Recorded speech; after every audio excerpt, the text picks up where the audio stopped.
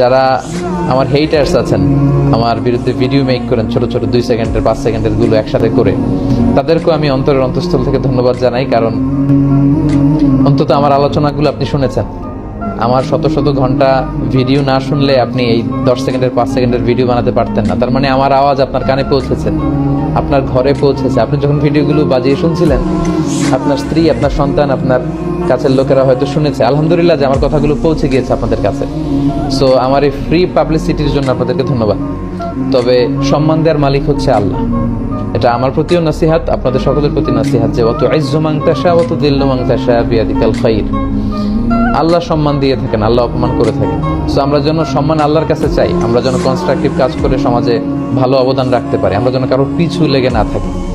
আশা করি সবাই বুঝতে পেরেছেন।